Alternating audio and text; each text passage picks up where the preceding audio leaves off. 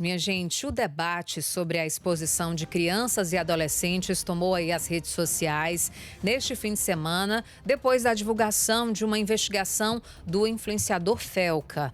No vídeo, que já acumula aí quase 30 milhões de visualizações, o influenciador relata uma rede envolvendo pornografia infantil, às vezes influenciada por um algoritmo. Também é relatado as implicações que essa exposição pode ser causada no desenvolvimento desses jovens no resto da vida deles.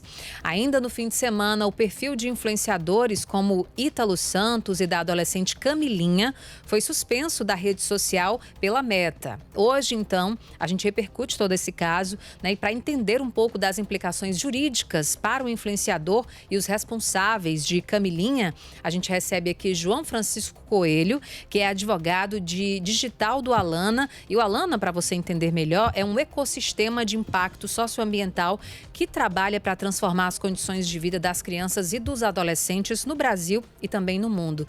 Muito bom dia para você, João. Seja bem-vindo à nossa programação. Bom dia, é um prazer estar aqui, estou à disposição. Quando a gente fala dessa proteção, desse cuidado com os nossos jovens e adolescentes, né? Isso é sempre muito forte. E quando a gente fala de rede social, a gente imagina que esse ambiente ele é ainda mais perigoso, né? Explica um pouco dessas implicações, desse caso todo que veio à tona. A gente já viu em outros momentos, mas desse momento parece que ele foi muito mais intenso, muito mais forte, alertou aí políticos do Brasil inteiro. Fala um pouco dessa repercussão. Sem dúvidas, esse ambiente das redes sociais, ele de fato apresenta uma série de riscos para as crianças e também para os adolescentes. E como você falou, a denúncia do Felca mostra muito bem o papel que a própria arquitetura dos algoritmos dessas redes tem na criação desses riscos, né? Então, na denúncia ali do Felca, a gente vê que pela forma como esses algoritmos funcionam, buscando o engajamento dos usuários a todo custo, esse algoritmo acaba criando uma verdadeira rede de pessoas que tem interesse, né, em conteúdos com crianças e, portanto, pedófilos, e acaba recomendando para essas pessoas, em nome de manter o engajamento delas, mais conteúdos de outras crianças que ficam, então, expostas a esse tipo de violência. Então, a gente considera prioritário a regulação dessas plataformas para garantir que esses algoritmos, eles funcionem a partir de parâmetros que sejam mais protetivos e que não exponham as crianças a todos esses riscos, dentre os quais um dos mais graves, sem dúvidas, é esse da erotização e da violência sexual. E aí, João, qual o papel, né, especialmente dos pais e responsáveis das crianças, né, nessa questão das redes sociais, né? Tanto a questão da exposição quanto também do acesso, né, que crianças e adolescentes acabam tendo aí nessas redes sociais, onde esses conteúdos muitas vezes circulam, né? São publicados de forma livre, aí as pessoas e as crianças, né, muitas vezes têm acesso, como você bem explicou, e acabam sendo influenciadas também. E aí eu lhe pergunto, né, qual o papel dos pais justamente nesse sentido, de tentar, de alguma maneira, proteger os seus filhos dessa exposição e também do acesso a esses conteúdos?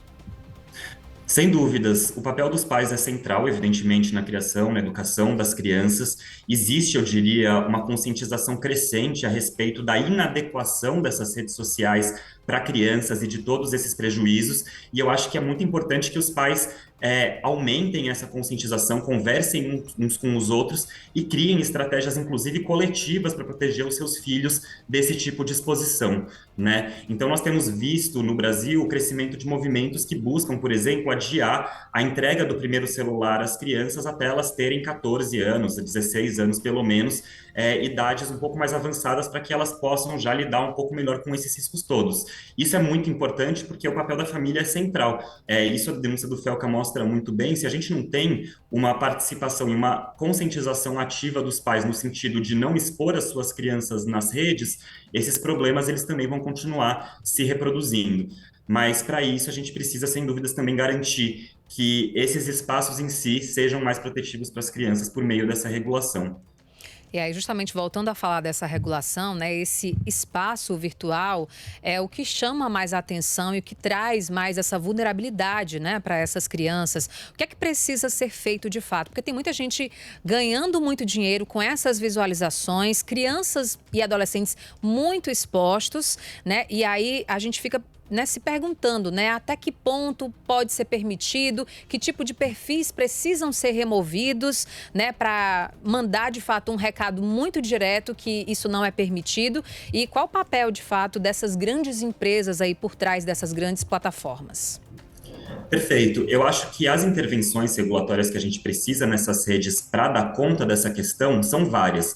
Então, primeiro, é preciso que essas plataformas tenham mecanismos de denúncia de conteúdos ilegais efetivos para que esses conteúdos possam ser denunciados pelos próprios usuários e removidos uma vez que eles cheguem ao conhecimento da plataforma, né? E isso não só conteúdos, né, de violência sexual, mas outros tipos de conteúdo que são absolutamente ilegais e danosos às crianças, como, por exemplo, publicidade de bets, né?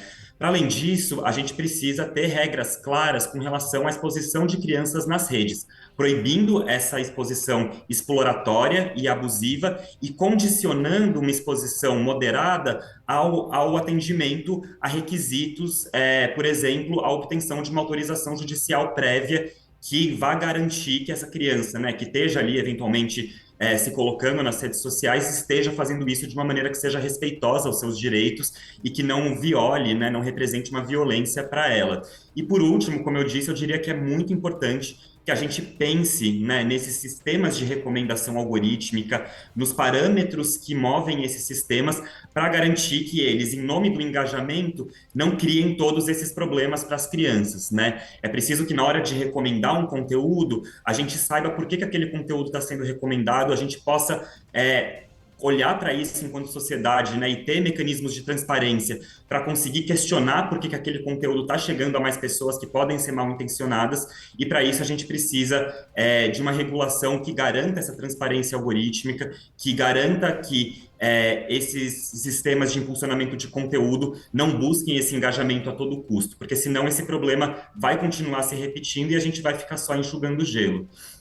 A gente agradece, então, as explicações do João Francisco Coelho, advogado de digital do Alana, né, que tem esse trabalho muito importante aí como uma referência no Brasil e do mundo. E outra reflexão também que a gente deixa, né? Se esse ambiente virtual ele é difícil para nós adultos, imagine para as crianças, né, que estão nesse processo ali de transformação.